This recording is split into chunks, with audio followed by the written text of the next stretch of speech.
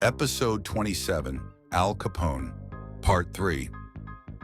By 1929, Al Capone stood at the very peak of his power. His name echoed across Chicago. Some spoke it with fear, others with admiration, but no one ignored it. He controlled speakeasies, gambling halls, and entire neighborhoods, while politicians and police officers turned a blind eye for the right price.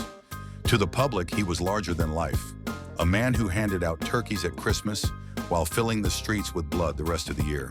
But power on that scale draws attention, and Capone's empire was no longer a secret whispered in alleyways. It was front-page news. Every headline, every photograph, every story made him less untouchable and more of a target. Rival gangs still wanted his head, but now a greater threat was forming in the shadows. For the first time, it wasn't bullets that would decide Capone's fate. It was the law, patient and relentless, building a case brick by brick, waiting for the moment to strike. Before we continue, don't forget to subscribe. This is Mob Truth. Welcome to the family, soldier. At the height of his power, Al Capone ruled Chicago from behind a desk inside the Lexington Hotel. It was more than just an office. It was the nerve center of a criminal empire. The phones rang constantly, bodyguards crowded the halls, and visitors lined up outside his door, waiting to pay respect or ask favors. Capone had turned the hotel into a fortress, complete with armed men on every floor. Seated behind the polished wood desk, Capone presented himself as a businessman. He wore tailored suits, diamond rings, and spoke of himself as a provider of jobs and entertainment. But the truth of his business played out in those same rooms. Jack Greasy Thumb Guzik, his financial advisor, carried envelopes of cash for bribes. Ralph Bottles, Capone, his older brother, oversaw the breweries and bottling plants that kept the outfit's liquor flowing. And Frank Nitti, his trusted enforcer, directed the soldiers who made sure debts were collected and rivals silenced. Every decision passed through this desk. If a speakeasy failed to pay protection, Capone knew. If a judge needed persuading, the cash was counted here. Politicians, police officers, even city officials all came through these doors, often leaving richer than when they entered. The Lexington Hotel became the place where Chicago's corruption met its most powerful broker. But outside these walls, another kind of pressure was building. Frank J. Wilson, an IRS accountant, had been quietly following the money. While Capone's men thought in terms of guns and bribes, Wilson tracked ledgers, receipts, and coded payments. Day after day, he built the case that would do what no rival gang could: prove that Capone owed the government millions in unpaid taxes. Still, in 1930 and 1931, Capone believed he was untouchable. Reporters described him holding court at the Lexington, puffing cigars, sipping whiskey, and laughing at questions about the law. To the public, he appeared unstoppable, a man who could walk out of police stations smiling. Behind his desk, Capone repeated the same boast. No jury in America would ever convict him. But even as he projected confidence, cracks were showing. Raids on his breweries increased. Federal agents were no longer so easy to bribe. Judges whispered about pressure from Washington to make an example of him. And though Capone dismissed it, Wilson's tax case was gaining momentum. So while Capone leaned back in his chair, the reality was changing. The empire that seemed untouchable was being mapped out on paper, line by line, dollar by dollar, and the storm gathering outside the Lexington Hotel was one that money, fear, and muscle could no longer control. Capone's desk was also a battlefield. Every day brought new challenges: union leaders demanding higher payoffs, politicians nervous about public opinion, and lieutenants arguing over territory. Frank Nitti, always calm but ruthless, often stood by his side, making sure orders were carried out without hesitation. Ralph Capone managed the breweries, but federal agents raided them so frequently that tensions inside the outfit began to rise. Capone believed charm could still protect him. He gave interviews to reporters, flashing smiles and insisting he was simply a businessman, meeting the demands of the public. But behind those photographs, the truth was harsher. Jack Guzik funneled thousands in bribes to judges and aldermen, only to discover fewer of them were willing to risk their careers. The tide was shifting, and Capone's men felt it. All the while, Frank Wilson and his IRS team worked silently, gathering evidence. They studied gambling ledgers seized in raids, intercepted notes, and testimony from former employees. Piece by piece, they built a picture of an empire that earned millions but paid nothing to the government. And while Capone leaned back in his chair, boasting that no jury would ever convict him, the reality was closing in. The Lexington Hotel desk remained a symbol of his control, but it was also the place where Capone's fate was sealed. Every decision, every dollar, every coded transaction that passed across it became evidence in the case that would bring him down. Capone's desk was never empty for long. Politicians arrived quietly through side entrances, men with influence but no courage to face him in public. They left carrying envelopes of cash, promising favors that grew harder to deliver. Judges and aldermen, once reliable, were suddenly nervous, fearing their names would appear in the press. Even inside the outfit, cracks appeared. Frank Nitti urged tighter discipline on the streets, while Guzik warned that the money flow was slowing. Ralph Capone insisted the breweries could keep running, but federal raids made every shipment a gamble. Around the desk, the arguments grew louder, the decisions riskier. Capone himself refused to show doubt. He laughed at newspapers calling him public enemy number one, and he brushed aside warnings from his lawyers that the government was serious.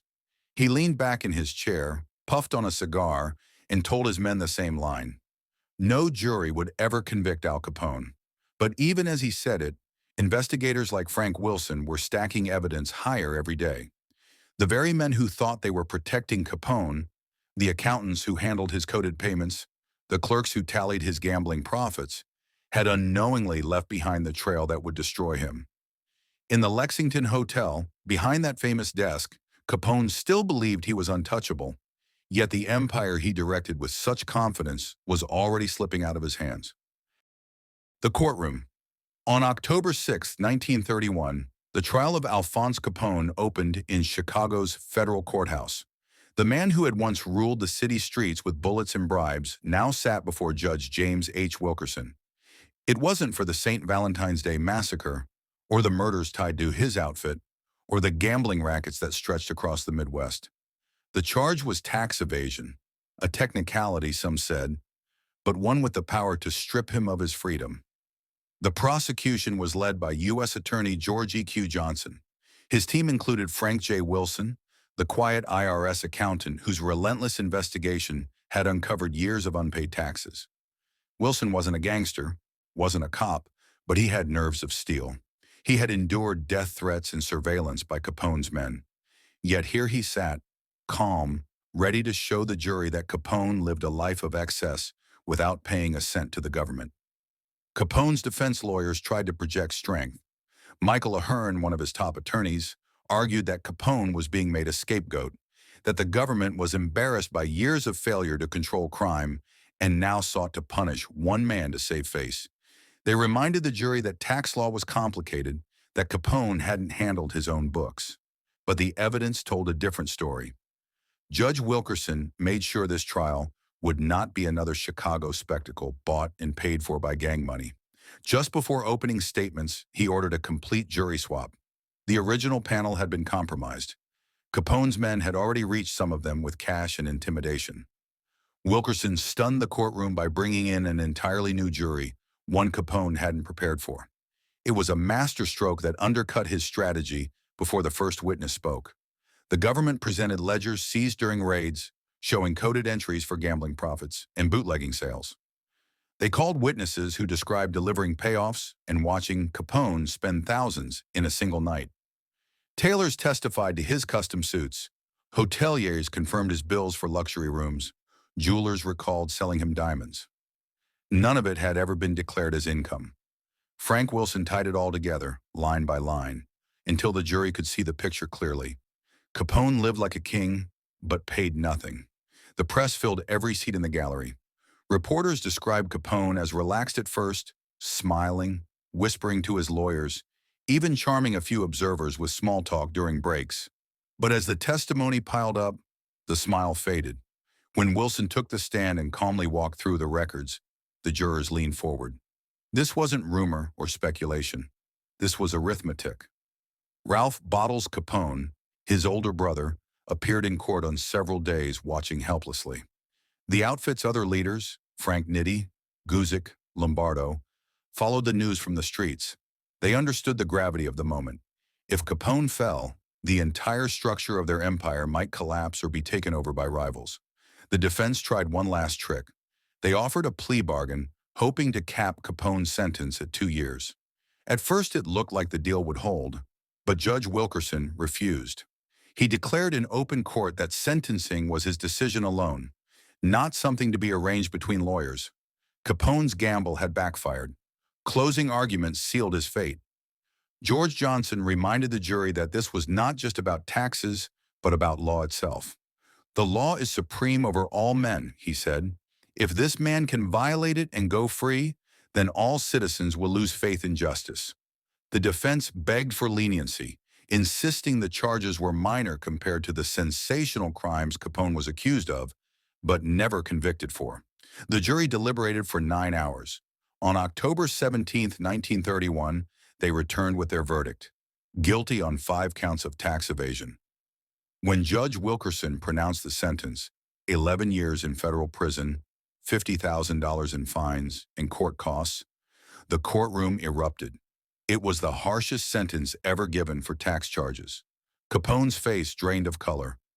Reporters noted the swagger was gone, replaced by a blank stare. He was led away, no longer the King of Chicago, but federal prisoner number 40886. For the press, it was the story of the decade. For law enforcement, it was a triumph. For the underworld, it was the end of Capone's iron rule.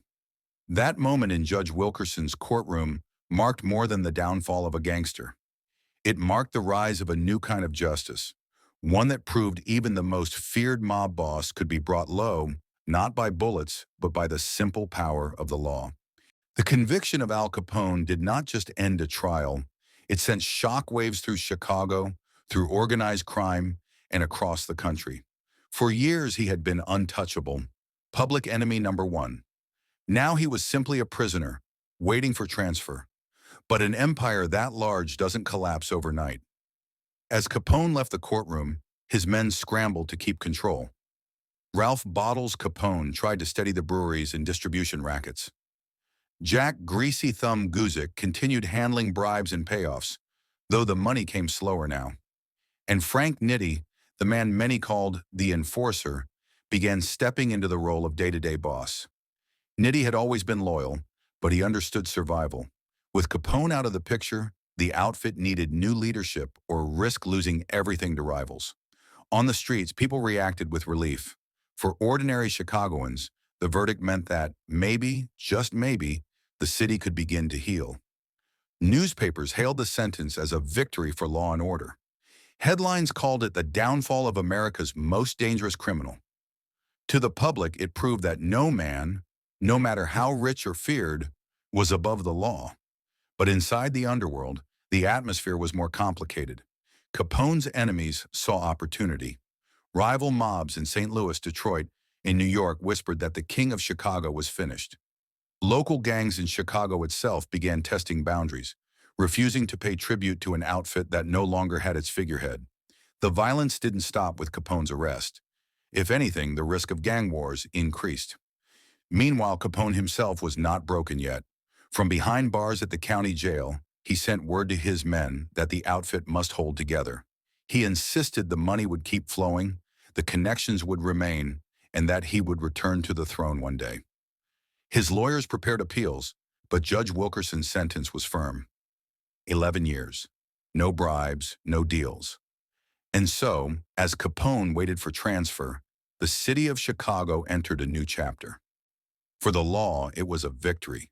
For the mob, it was a dangerous transition. And for Capone, it was the beginning of a journey that would take him far from the Lexington Hotel, far from his desk of power, and into the cold, unforgiving walls of federal prison. The story of Al Capone was no longer about the man who ruled the streets. It was about the prisoner who was about to discover that in prison, reputation meant little and power meant nothing. Prison cell. When Judge James H. Wilkerson pronounced the sentence, Al Capone's lawyers were stunned. Michael Ahern, one of his lead attorneys, had fought desperately to cut a deal, offering guilty pleas in exchange for a lighter term. Another lawyer, Albert Fink, argued endlessly over legal points, hoping to delay the inevitable. But Wilkerson's ruling stood. Capone would serve 11 years in federal prison, the harshest tax sentence in U.S. history. In May of 1932, Capone began his sentence at the U.S. Penitentiary in Atlanta. At first, he tried to carry his reputation with him. He had money smuggled in, bribed guards for small comforts, and expected deference from other inmates.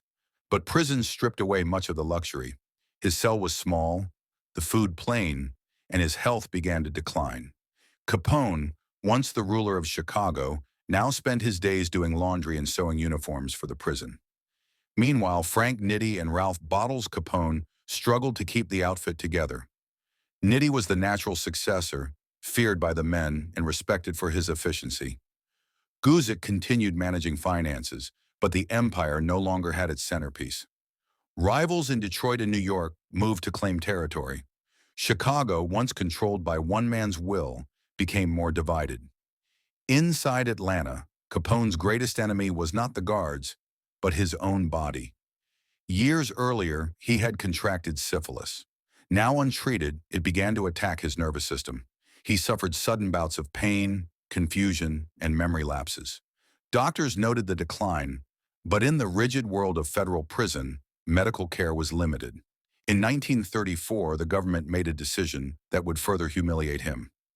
Capone was transferred to the brand new federal penitentiary on Alcatraz Island, off the coast of San Francisco. Alcatraz was designed for the most dangerous, most unmanageable inmates in the country. It was escape-proof, remote, and brutally disciplined. For Capone, it meant the end of influence.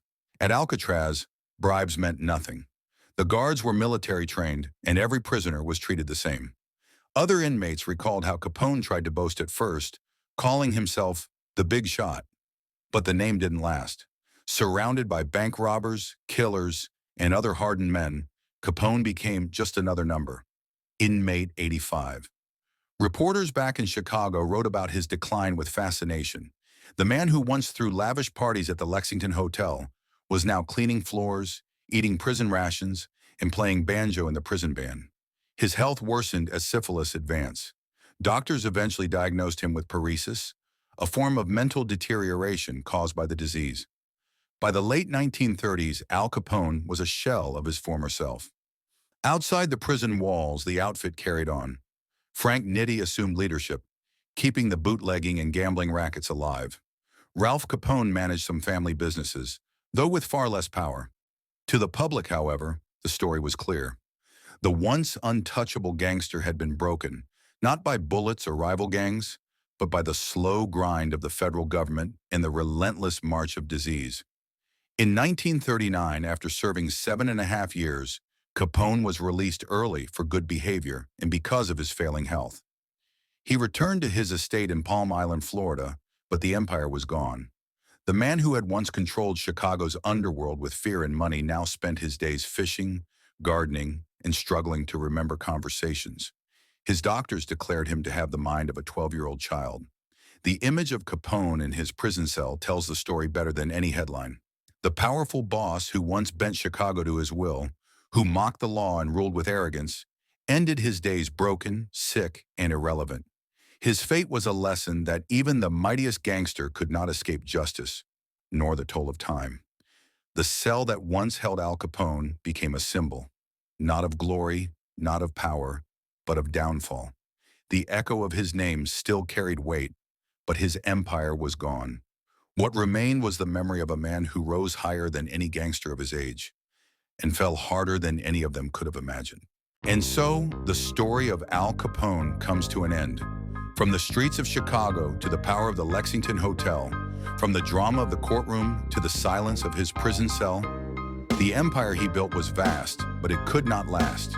History remembers him as a symbol of organized crime, but also as a warning.